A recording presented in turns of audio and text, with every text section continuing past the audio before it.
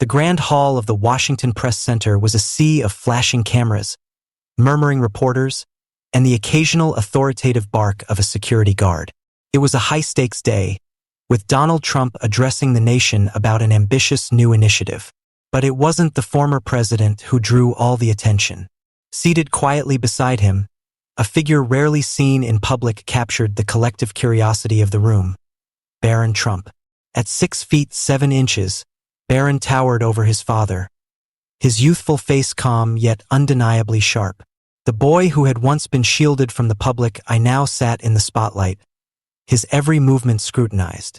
His presence was unusual, and the press, seasoned in sniffing out intrigue, couldn't resist speculating.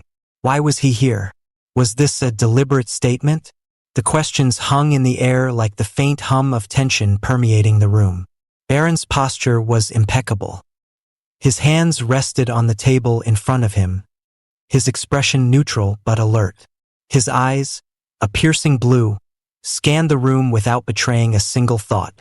Yet there was an undeniable air about him, the kind that made you wonder if he was observing more than anyone gave him credit for.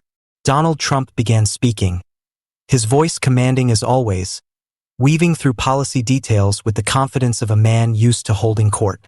The audience dutifully took notes, though their gazes flickered back to Barron every so often. A quiet murmur rippled through the rows of reporters, speculative but restrained. Then, almost like clockwork, one figure rose, microphone in hand. This was no ordinary journalist. Elizabeth Carter, a liberal firebrand notorious for her sharp wit and cutting remarks, was well known for dominating press conferences with her audacious questioning. Today, her gaze wasn't fixed on Trump Sr., it was locked on Barron. The air shifted. Conversations died down. Even Trump paused, sensing the change in atmosphere. Barron, however, didn't flinch. His hands remained steady, his eyes meeting hers with a calm resolve that belied his age. Elizabeth's smile was thin and calculating as she adjusted her microphone. "President Trump," she began, her tone deceptively polite, "your initiative is certainly ambitious. But I can't help but notice your son's presence here today. Is this part of a new strategy to involve family endorsements?" A low hum of discomfort spread through the room. The jab was subtle but sharp enough to elicit unease. Barron's expression didn't waver, though a faint tightening of his jaw suggested he had caught the barb. Trump Sr. glanced at his son briefly, as if weighing his options, but decided to let the moment play out. Barron's lips parted slightly, his voice clear but low enough to force the room into silence. His response wasn't immediate, leaving the tension to hang like a taut string ready to snap. And in that pregnant pause, a collective question settled in the minds of everyone present. How would he respond? The room fell deathly silent as Elizabeth Carter adjusted her stance, sensing the attention of every person in the hall. She wasn't one to shy away from a spectacle. Her career thrived on moments like this. Yet, as her eyes locked with Barron's, there was an almost imperceptible flicker of doubt. Not that she would admit it. "Barron," she said, the calculated sharpness in her tone slicing through the still air, "it's not often we see you in the public eye. Some might say your silence speaks louder than any words you could offer.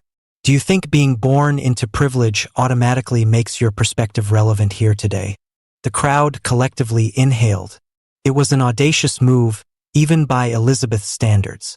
The jab was more personal than professional, a pointed attempt to rattle the poised teenager before her. Barron didn't react. His eyes remained steady, a quiet intensity brewing behind them. Donald Trump shifted slightly in his seat, his brow furrowing just enough to reveal his displeasure. Yet he remained silent, a subtle nod signaling his trust in Barron to handle the moment. Elizabeth pressed on, emboldened by the lack of immediate response. Or perhaps, she continued, her voice dripping with mock civility, "You're just here to remind us all what it means to be a Trump. A name synonymous with power, money, and, dare I say, entitlement?" A ripple of unease spread across the room. Journalists exchanged glances, some scribbling furiously while others hesitated, unsure if they should document this turning point. Cameras focused in on Barron, who remained composed, the corners of his lips twitching almost imperceptibly as though on the brink of a smirk. Finally, Barron leaned forward, his hands clasped loosely on the table. When he spoke, his voice was steady, deep for his age, and filled with an understated authority that made heads turn. "Well," he began, his tone disarmingly calm, "I suppose it's easy to criticize someone for their circumstances when you've never had to walk in their shoes. But if privilege alone defined a person's worth, then what does that say about the privilege of being given a microphone and a platform to belittle others?" The room froze. Elizabeth blinked, momentarily stunned into silence. Barron's words weren't loud, but they carried a weight that was impossible to ignore. He continued, the faintest hint of a smile playing at his lips. "I didn't ask to be here, Ms. Carter. But since I am, perhaps you'd like to tell us what qualifies you to judge me, or anyone else for that matter. Because from where I'm sitting, it looks like the loudest voices often say the least." The tension in the room was palpable. A pin could have dropped, and the sound would have echoed. Elizabeth Carter's expression faltered for a split second before she masked it with a tight smile. She opened her mouth, likely to retort, but Barron raised his hand slightly, cutting her off with a surprising yet unassuming gesture of authority. "Let me share something with you," Barron said, leaning back in his chair with a quiet confidence that belied his years. "When I was younger, I thought staying silent was the best way to avoid confrontation. But I've learned that silence can be misunderstood as ignorance or indifference." He paused, letting the weight of his words sink in. His gaze swept across the room, connecting briefly with the other journalists, as if daring them to challenge him. "The truth is, everyone here, myself included, carries some form of privilege. The difference is what we choose to do with it. You've chosen to use yours to tear down someone you barely know. I choose to use mine to show you that assumptions don't define reality." The room erupted into applause. It wasn't polite or half-hearted. It was genuine, a spontaneous outpouring of respect. Barron remained seated, his expression neutral, though his eyes betrayed a flicker of gratitude. Elizabeth's face reddened slightly, the applause clearly rattling her. She tried to interject, her voice strained. "That's very noble of you, Barron. But—" "No buts," Barron interrupted, his tone firm but not unkind. "This isn't about winning or losing an argument. It's about understanding that words have weight, and those who wield them carelessly often hurt more than they heal." The applause swelled again, drowning out any further attempts at rebuttal. For the first time in her career, Elizabeth Carter found herself at a loss for words. The applause gradually faded, but the atmosphere in the room remained charged. Barron's words had not just disarmed Elizabeth Carter. They had left an indelible impression on everyone present. A teenager, often dismissed as a mere shadow in his father's towering legacy, had commanded the room with a grace and eloquence that belied his years. Elizabeth, however, wasn't one to back down. As the murmurs settled and the crowd regained its composure, she straightened her shoulders, determined to regain control of the narrative. "That's a compelling perspective, Barron," she said, her voice forced into a semblance of neutrality. "But don't you think it's convenient to preach humility when you've never had to struggle a day in your life?" A murmur rippled through the room, a mix of approval and discomfort at her persistence. Barron tilted his head slightly, as if weighing her words. His calm demeanor hadn't faltered, but his eyes carried a quiet intensity that silenced the undercurrent of whispers. "When people assume someone hasn't struggled because of their background," Barron began, his voice steady, "it reveals more about their biases than it does about that person's reality." He paused, letting his words linger before continuing. "You talk about struggle as though it's a competition, Ms. Carter. But struggle isn't something you measure. It's something you endure. And it's never convenient." The room fell silent once more, the weight of his words pressing down like a tangible force. Elizabeth opened her mouth to reply, but Barron wasn't finished. "I've faced struggles," he continued, his voice softer now, tinged with a vulnerability that was rare to witness. "They may not look like yours or anyone else's, but they're real. Being judged for who you are, before you've even had the chance to show the world who you can be. That's a kind of struggle too." For the first time, the room didn't feel like a battleground. It felt like a space for reflection, a rare moment of shared humanity. Even Elizabeth seemed to falter, her confident facade cracking ever so slightly. Barron's gaze swept the room again, resting briefly on his father, who gave him a subtle nod of encouragement.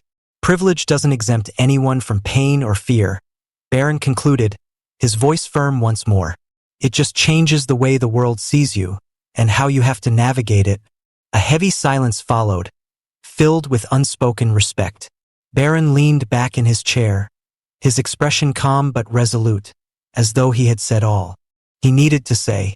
For a boy who had grown up in the shadows of towering expectations, this moment felt like a quiet triumph, not over Elizabeth Carter, but over the assumptions and judgments that had always surrounded him. The cameras captured every second, the journalists scribbled furiously, and the audience sat mesmerized. No one could have anticipated the sheer impact of Barron's quiet strength. As Barron's final words hung in the air, the room felt transformed. It wasn't just a press event anymore. It was a defining moment, one that would be talked about for years to come. The journalists, who had entered expecting another ordinary day of political sparring, now sat on the edge of their seats. The narrative they had prepared, the caricature of a privileged, aloof teenager, had been shattered. Elizabeth Carter, who had always prided herself on her sharp wit and unflinching demeanor, suddenly found herself vulnerable. She adjusted the microphone in front of her, masking her discomfort with a tight smile. But the confidence in her voice faltered as she addressed the audience. "Ladies and gentlemen," she began, her tone forced and uneven. "This has certainly been an unexpected dialogue." She turned to Barron, her gaze lacking its earlier venom. "Perhaps I underestimated you." The acknowledgement was reluctant, almost bitter, but it carried weight. Barron simply nodded, his expression unreadable.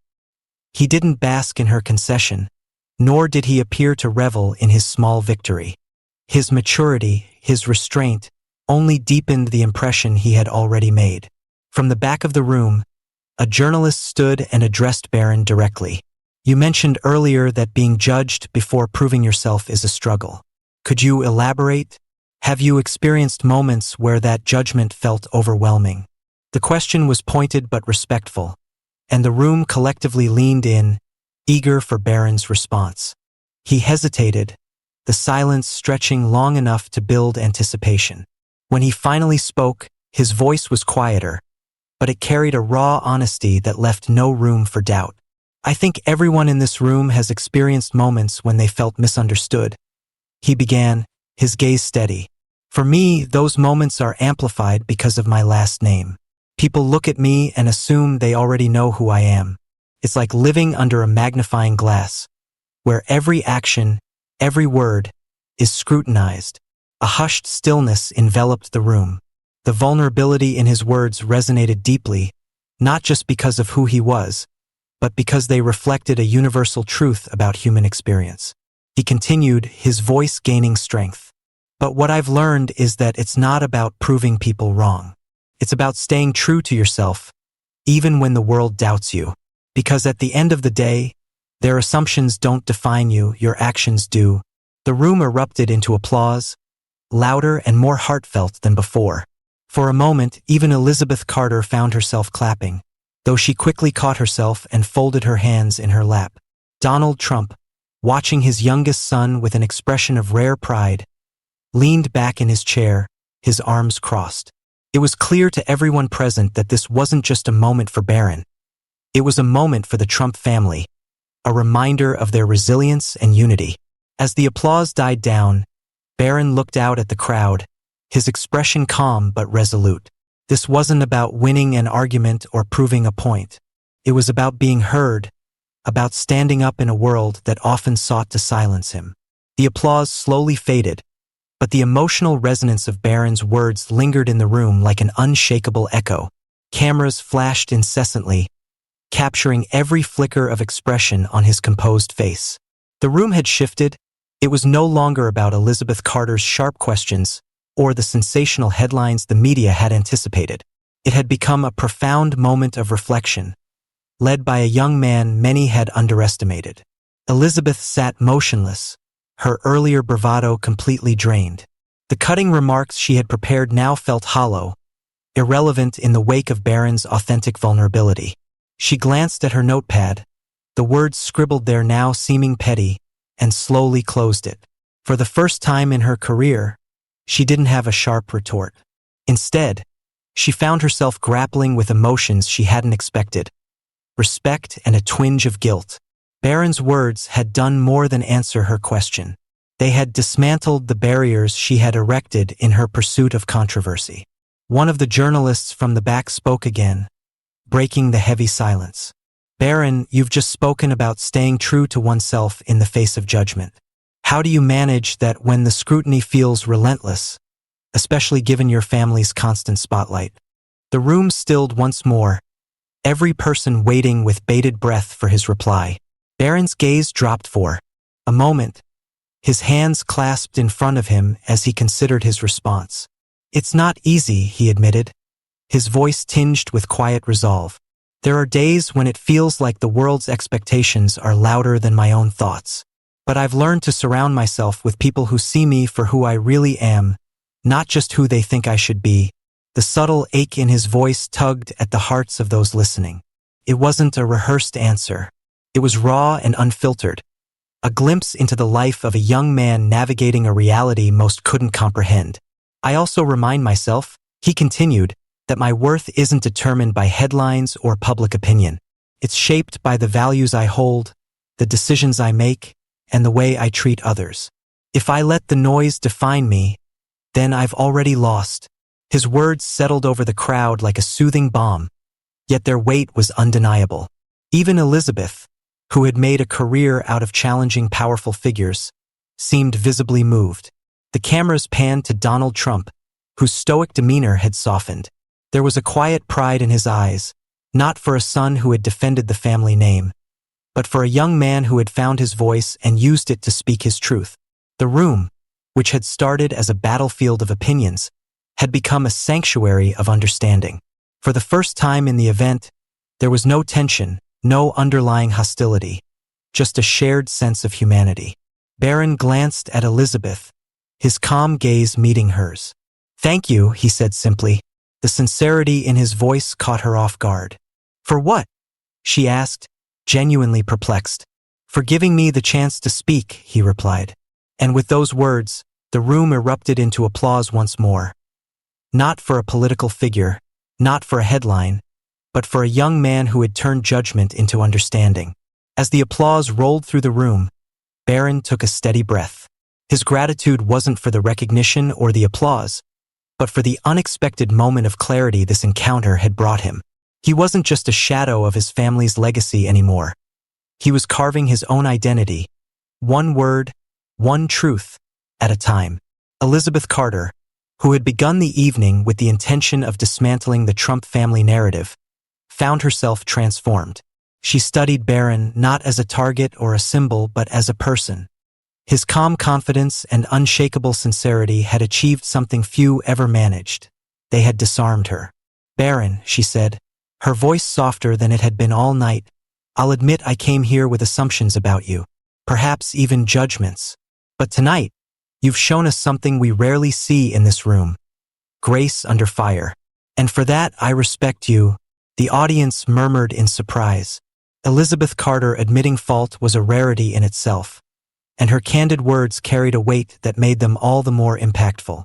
Barron nodded in acknowledgement, his humility unchanged despite the compliment. "Thank you, Miss Carter," he replied, his tone genuine. "But respect isn't about winning or proving someone wrong. It's about listening, even when it's hard, and trying to understand." Elizabeth's expression softened, and for the first time, she smiled. Not the rehearsed smile of a seasoned journalist, but a genuine one. It was a moment of connection that transcended the professional battlefield they had shared moments earlier. From the back of the room, a young journalist raised her hand. "Barron, do you think tonight will change how people perceive you or your family?" Barron glanced at his father, whose composed demeanor betrayed a flicker of curiosity. Then his eyes shifted back to the journalist. Maybe, he said after a thoughtful pause. But change doesn't happen overnight, and it doesn't come from a single moment. It's built over time through actions and choices.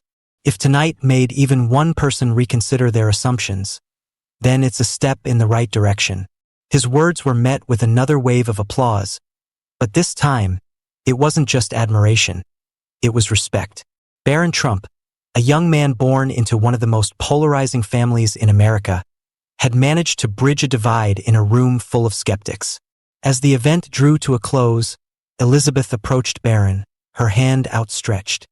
He shook it firmly, his expression one of quiet confidence. "Good luck, Barron," she said, her tone laced with newfound sincerity. "You're going to need it." Barron smiled faintly. "Luck is just opportunity meeting preparation, Ms. Carter. And I'm prepared." As she walked away, Elizabeth couldn't help but glance back at the young man who had turned her own tactics against her. Not with anger or arrogance, but with poise and authenticity. The evening had been a turning point, not just for Barron, but for everyone in that room. The boy they had dismissed as a figurehead was now a voice to be reckoned with, a testament to resilience in the face of judgment. The night didn't end when Barron left the stage. The air in the room was still charged with the energy of his words. Conversations buzzed in hushed tones as journalists debated what they had just witnessed. Elizabeth Carter, once the lioness of the media, sat quietly in the corner, her usual sharp wit replaced by a pensive demeanor. She was replaying the evening in her mind, trying to understand how she had underestimated him so profoundly. Meanwhile, Barron walked through the corridors of the venue, his father by his side. The elder Trump's usually boisterous energy was tempered, his silence unusual but not uncomfortable. It was a rare moment between father and son, unspoken but meaningful. "Barron," Donald finally broke the silence, his voice softer than the public was used to hearing. "I've seen a lot of battles in my life, but what you did tonight was something I couldn't have taught you. That was all you." Barron looked at his father, surprised but appreciative. There was no need for further words.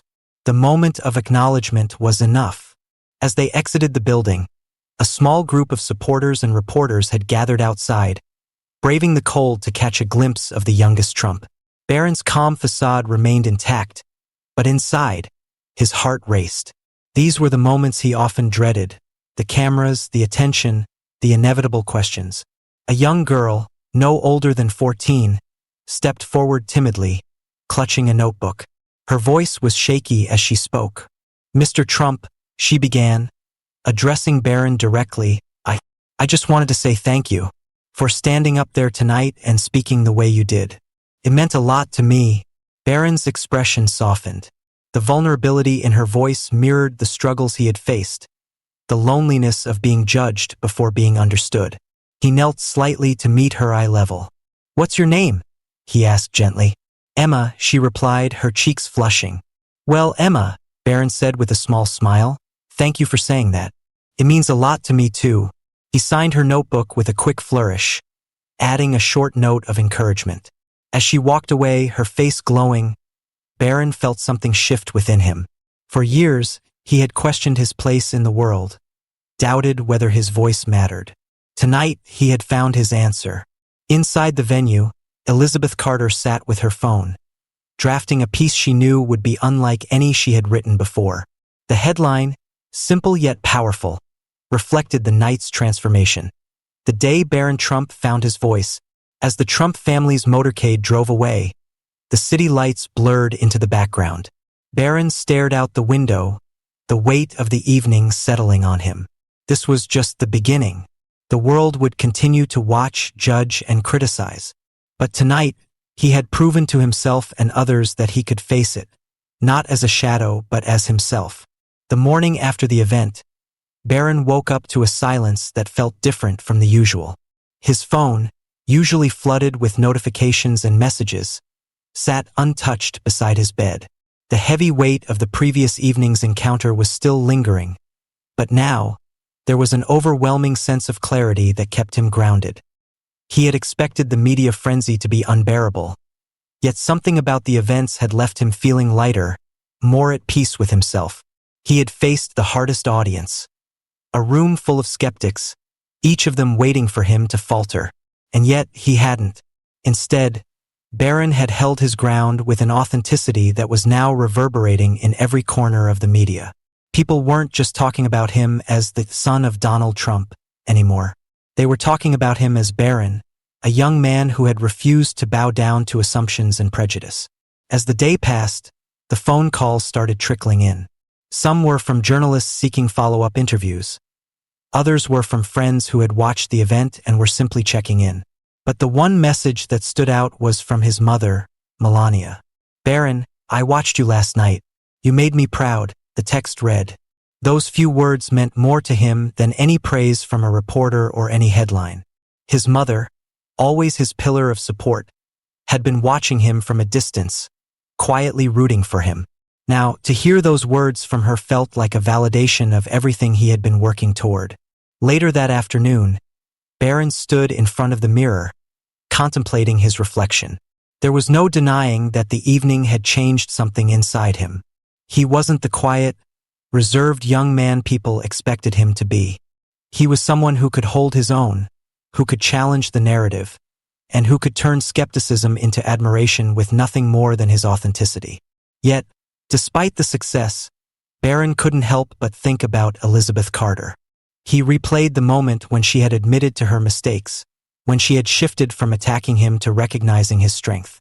It was unexpected, but it was real. Her shift in perspective mirrored what Barron himself had gone through. He had gone from being a passive observer of his family's drama to actively participating in the narrative of his own life. He remembered the young girl from the night before, Emma, whose face had lit up when Barron spoke to her. Her admiration wasn't for the Trump name. It wasn't for wealth or privilege. It was for the courage he had shown in speaking his truth. And for the first time, Barron realized that this connection with others was what mattered most. The next few days were a blur of interviews, headlines, and social media posts. But Barron remained calm, focused. He didn't let the praise or criticism sway him. He had found something more important than approval. He had found his own voice. By the end of the week, Barron knew that the event wasn't just a moment in his life. It was the beginning of something much bigger. It was the start of his journey, one where he would no longer be defined by his family's shadow, but by his own choices and actions. As the sun set on another evening, Barron looked out the window of his room, deep in thought. He wasn't sure what the future held, but for the first time in his life, he was no longer afraid to face it. He had proven to himself and to the world that he wasn't just Barron Trump. He was Barron, and that was enough. The days following the event unfolded like pages in a book Barron had never thought he'd write. Every step he took felt like a walk through a storm, but now it was no longer the chaos of the storm that defined him. It was his ability to weather it. Barron Trump had never been one to chase headlines, but after the way he stood before the media that night, he realized something profound. It wasn't the headlines that mattered. It was the narrative he was writing with each action. And this was only the beginning. He had become the subject of a public conversation that was shifting away from the shadows of his family's legacy and into the bright spotlight of his own journey. It wasn't easy, of course. The weight of expectations remained. He had seen it in the eyes of the journalists, the public, and even in the subtle way people whispered his name in the halls of his school. But something had changed in Barron. He didn't need to carry the burden of other people's perceptions anymore. He had learned how to carry his own story. A week had passed, and Barron's life seemed to settle into a rhythm, but the echoes of that night still lingered. The image of Emma's face, lit with hope, followed him wherever he went. He wasn't just a young man navigating a public life. He was a beacon of change. He had shown others what it meant to step out of their comfort zones, to speak up, and to be vulnerable in front of a world that demanded perfection. Barron had stood tall with confidence that had surprised even himself. One day, as Barron sat in the living room, flipping through an old book, his father entered the room. Donald Trump, ever the imposing figure, looked at Barron with a new kind of respect. "I watched how you handled everything," he said, sitting down across from him. "You've got something a lot of people can't even begin to understand: clarity. Keep that. It'll take you far." Barron smiled, acknowledging the wisdom in his father's words. It wasn't just about surviving in the public eye anymore. It was about thriving within it, while staying true to who he was. The phone rang, and Barron answered. On the other end was Elizabeth Carter. She had sent him a message after the event, but now, she was calling to offer something more than just praise. Barron, I've been thinking about what you said that night, she started, her voice softer than it had been during the event. You changed the way I see you, and maybe you've changed the way I see myself, too. Barron didn't respond immediately. He had never expected this call, and yet here it was. Elizabeth, the one who had once mocked him, was now speaking with sincerity. It was a humbling moment. Thank you, Elizabeth, he said, his voice quiet but sure. I think we all need to hear things that make us rethink our perspective. It's never too late to change. The conversation shifted naturally into a discussion about how they could both work toward using their platforms for something greater. For Barron, it was no longer just about standing in the public eye. It was about standing for something meaningful. And so, the journey continued. Barron was no longer just a name or a face in the crowd. He was an individual with a purpose. The young man who had once been too afraid to speak now found himself leading conversations about authenticity, courage, and change. But the road ahead was long. The media would continue to scrutinize him. Critics would come and go. But Barron had something they couldn't take away. His voice, his truth, and his ability to define who he was, regardless of the expectations placed on him. If Barron Trump can redefine his narrative and find his voice, so can you. It's time to step up and own your story. Don't let anyone else write it for you. Share your thoughts below and tell us how you're embracing your own journey. Are you ready to find your voice?